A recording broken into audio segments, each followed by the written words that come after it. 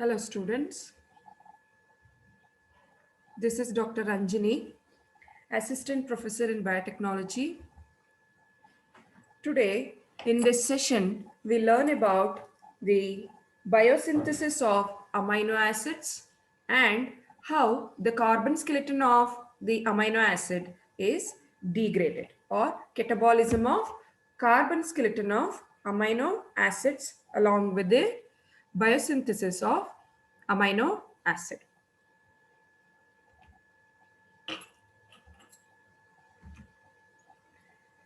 The catabolism of carbon skeleton of amino acid, the products of the carbon skeleton of amino acids will be converted into intermediates of the Krebs cycle. They'll be converted into intermediates of Krebs cycle. And the formation of these end products are very important. If the any reaction is altered in the formation of these intermediates, we will end up with the inborn errors of metabolism. So that is due to the impairment of these catabolic pathways, which will leads to the end product. They are usually the intermediates of Krebs cycle. Pyruvate, for example, here, pyruvate enters the Krebs cycle. Pyruvate enters the Krebs cycle. Here, this pyruvate will be formed from the amino acids like alanine, cysteine, glycine, hydroxyproline, serine, and threonine. These amino acids, carbon skeleton, will be converted into pyruvate.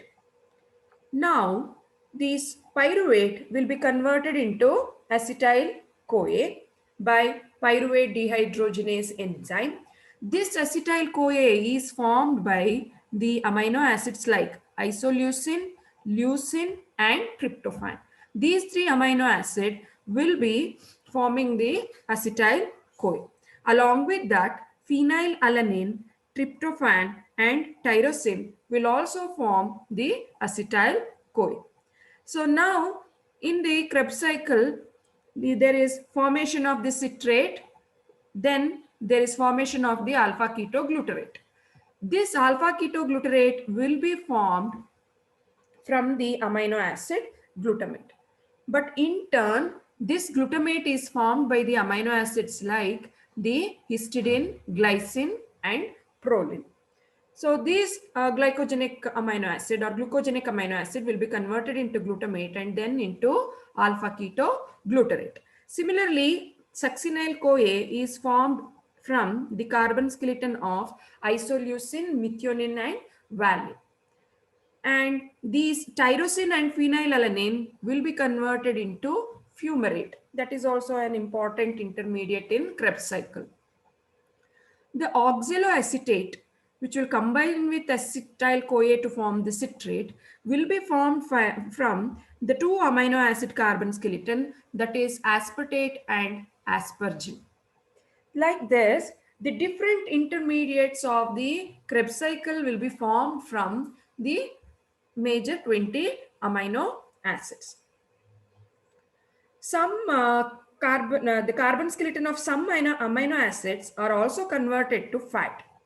In biosynthesis of fatty acid, malonyl-CoA is derived from acetyl-CoA through carboxylation in the presence of ATP. That you will be learning in the coming session. And acetyl-CoA carboxylase. It is said in the earlier session that acetyl-CoA is derived from a number of amino acids. So these amino acids are converted into specialized products. They'll be converted into specialized products like the different intermediates of Krebs cycle. Apart from this, these amino acids are also involved in biosynthesis of important nitrogenous compounds other than proteins. For example, the amino acid histidine. So this histidine forms histamine, that is a powerful vasodilator in animal. So the decarboxylation or the removal of the carbon dioxide from histidine results in the formation of the histamine. Next, methionine amino acid. Yes, adenosyl methionine and ornithine participate in the biosynthesis of polyamines. It is also a principal source of methyl groups. Then another amino acid, arginine, participate in creatinine synthesis in primates. And it also serves as the precursor of the intercellular signaling molecule nitric oxide. The hydroxyl group containing amino acid serine participate in the synthesis of purines and pyrimidines. Apart from this, the amino acids, few amino acids will be interconverted by other amino acid. So the carbon skeleton of the amino acid will be converted into different intermediates of Krebs cycle and later into carbon dioxide and water. So in amino acid we have the NH2 group, COOH group. The NH2 will be removed by the process of deamination and transamination or in combination of the two. But the remaining carbon skeleton will be converted into different intermediates of Krebs cycle. Next, we will move on to the synthesis of amino acid. The synthesis of amino acid, that is major 20 amino acid, will be varying from one organism to another organism. While the bacteria and plants are capable of synthesizing all 20 types of amino acids, mammals can synthesize only about half of them. So based on that, these amino acids will be classified into two types. One is essential amino acid and another one is non-essential amino acid. Essential amino acids are required by the cell and it is not synthesized inside the cell. Uh, these amino acids have to be supplemented through the diet, whereas non-essential amino acids will be synthesized inside the cell either by conversion of other amino acids or by the amination of keto acid. The amino acids will be synthesized by the cell itself. They are called non-essential amino acid. In the process of synthesis of amino acid, all the amino acids are derived from the different intermediates of glycolysis, then TCA cycle, that is Krebs cycle, and in addition, even the pentose phosphate pathway will result in the formation of various type of amino acids.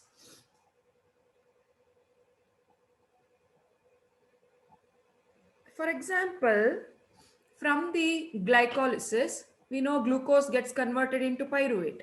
So in this different reactions, we will come across with 3-phosphoglycerate. So this 3-phosphoglycerate is starting material for the synthesis of serine. It is the starting material for the synthesis of serine. In turn, the serine will help in the synthesis of glycine and cysteine amino acid. Then this 3-phosphoglycerate gets converted into phosphoenol pyruvate. This phosphoenol pyruvate is the starting material for tryptophan, phenylalanine and tyrosine. Like this, different intermediates of the TCA cycle, pentose phosphate pathway and glycolysis will result in the synthesis of amino acids. And in pentose phosphate pathway, ribose 5-phosphate is starting material for the synthesis of histidine amino acid. And if you come to TCA cycle, here alpha ketoglutarate is the starting material for the synthesis of the amino acid glutamate. Further amination of the glutamate results in glutamine. And in addition to glutamine, glutamate is also the starting material for the synthesis of proline and arginine. And if you see the oxaloacetate, this oxaloacetate will be starting material for the synthesis of aspartate. From the aspartate, by amination, transamination, there is synthesis of the aspargine. Aspargine will be synthesized. Further, aspartate serves as the precursor for the synthesis of methionine, threonine, lysine, isoleucine, etc. Like this, various intermediates of glycolysis, Krebs cycle, and pentose phosphate pathway result in the synthesis of various amino acid. Similarly, erythrose 4-phosphate that comes in pentose phosphate pathway, that is the starting material for the tryptophan, phenylalanine, and tyrosine amino acid. See here, this tryptophan, phenylalanine, tyrosine will be formed even from the intermediate of glycolysis, that is phosphoenol pyruvate. In addition to that, these three amino acids could also be formed from the pentose phosphate pathway by the starting material, that is erythrose 4 phosphate. So this is how the amino acids will be synthesized from various intermediates of glycolysis, Krebs cycle, and pentose phosphate pathway. So this is just the flow chart where which amino acid will be synthesized from the starting intermediate. Oxaloacetate is the starting material for the synthesis of aspartate, later to aspargine, and this aspartate will be converted into methionine, threonine, threonine to isoleucine, and aspartate is involved in the synthesis of lysine. Like this, the same thing what you saw in the earlier slide, it was the font size was very less. So here I have put the little bigger figure where you will come across how these intermediates will be forming various amino acids. See here, pyruvate is the starting material. From the pyruvate, there is synthesis of alanine, there is synthesis of valine, there is synthesis of leucine and isoleucine. Pyruvate, which is the end product of glycolysis, or this is the starting intermediate or the starting product of the pyruvate, which will enter the Krebs cycle. Further, this phosphoenol pyruvate and erythrose 4-phosphate will be forming the phenylalanine and tyrosine and tryptophan. Later, here the phenylalanine is the starting substrate for the synthesis of tyrosine. Like this, various amino acids will be synthesized from the intermediates of glycolysis, Krebs cycle, and pentose phosphate pathway. In addition to that, the few amino acids will be the starting material for the synthesis of other amino acids. So this is just the flow chart, general flow chart for the synthesis of amino acid. Now we'll study the synthesis of the glycine. Any one amino acid synthesis we have to learn. So here I've taken the example of the glycine. The glycine, which is a simple optically inactive amino acid. The glycine, it is having the structure H, CH,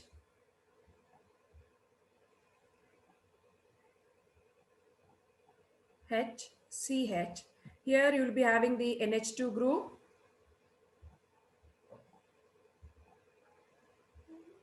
and to the CH primary carbon, the carboxylic group, that is acidic group, is attached. So here to the carbon you have two hydrogen attached, due to which it is not having the chiral carbon atom.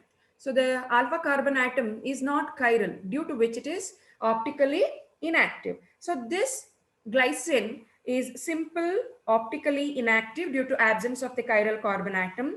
It's a glucogenic and non-essential amino acid. It is non-essential amino acid. Non-essential means it is synthesized inside the cell. You need not to consume this through your food. So it's a non-essential, will be synthesized by the cell itself. So this glycine can be synthesized from the amino acid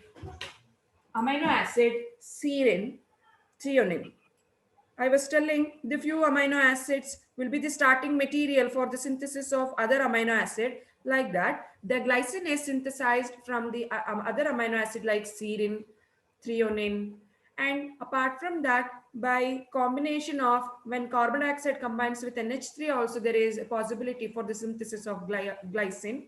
And in addition, it is also glycine is also synthesized from glyoxylate. So by all these means, glycine is synthesized inside the cell as it is non-essential amino acid. Let's see how this glycine is synthesized from the serine. So there are many ways of synthesis of glycine. Here I am concentrating more on the synthesis or the conversion of serine to glycine. So glycine in the body, it is synthesized from the serine, which is the hydroxyl group containing amino acid. So this serine, in the presence of the enzyme, serine hydroxymethyl transferase enzyme, hydroxymethyl transferase enzyme, it will convert this serine into glycine. It will convert the serine into glycine. So here, this is the functional group in case of the serine, that is CH2OH. Here, CH2OH is replaced by the hydrogen. So this CH2O group that will be transferred to the tetrahydrofolate by the enzyme serine hydroxymethyl transferase. So this serine hydroxymethyl transferase, it is having pyridoxal phosphate. So this pyridoxal PLP as the coenzyme. So this play an important role in converting this tetrahydro uh, folate to methylene tetrahydrofolate. So like this, that will transfer this the CH2O group to the tetrahydrofolate in the presence of the enzyme serine hydroxymethyl transferase. You have the hydroxyl group containing amino acid, that is serine. So here CH2OH will be replaced by H. So this, the methyl group, hydroxymethyl group, will be transferred to the THF in the presence of the enzyme serine hydroxymethyl transferase. So this conversion helps in the synthesis of the glycine. So serine will be converted into glycine. So this is very simple synthesis of the glycine in the presence of the enzyme serine hydroxymethyl transferase. Apart from that, it can also be synthesized from the carbon dioxide and NH2 or the amino group in the presence of glycine synthase. So you concentrate only on one method of synthesis of glycine. In your syllabus, we have included the general pathway of synthesis of amino acid and example, any one amino acid synthesis example you have to study. So in this session, we learned about the after transamination or deamination, after losing the NH2 group, how the carbon skeleton, that is the carbon skeleton of amino acid, will be degraded. So that will be converted into carbon dioxide and water by forming the different intermediates of the Krebs cycle. Later, along with that, we also studied on the synthesis of the amino acid, and we concentrated more on the synthesis of the glycine from the serine. So in this session, we'll complete your amino acid metabolism syllabus that is allotted in this semester. I hope you understood this session. Thank you.